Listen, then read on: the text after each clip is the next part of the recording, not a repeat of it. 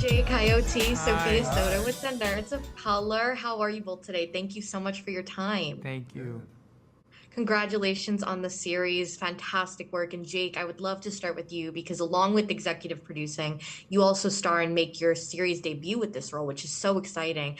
How did this character challenge and excite you in a way that you maybe had not experienced with your past film roles?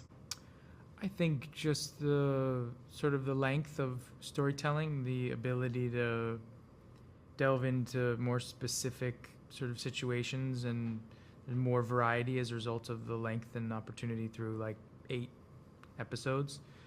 8 hours of a story is obviously, more opportunity. And also just the fact that we all didn't really know how, what was going to happen.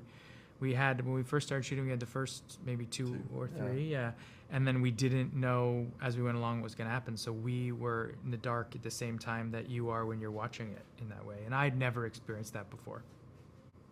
Wow. And I'd love to bounce off that for both of you. Did that change your approach or like make you guess what was happening next? How did you approach that material?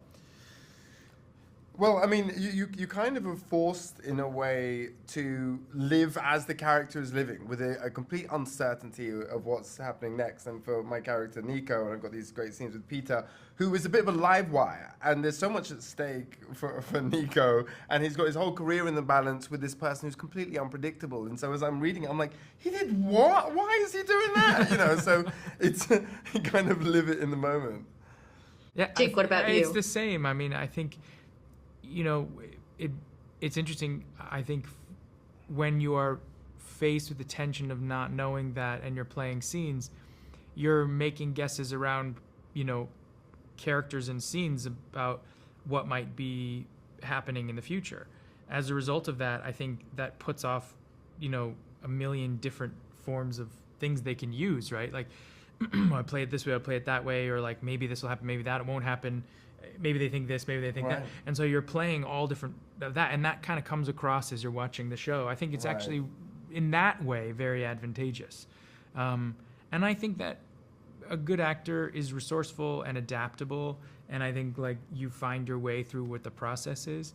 And we happen to have a cast, this extraordinary cast, who is just so talented and so experienced. So the ability to move through those changes, you see them all. We see us all doing different things because of the process. It's very interesting, actually. It's interesting knowing when you watch it back. Right. That we have so much uncertainty about things.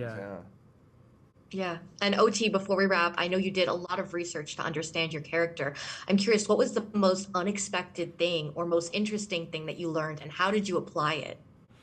Gosh, I don't know really. I mean, I find the U.S. justice system really fascinating as it is, and to have kind of someone who is in charge of, doling out justice, also being an elected official, and where those contradictions of interest lie and incentives, I thought was really fascinating.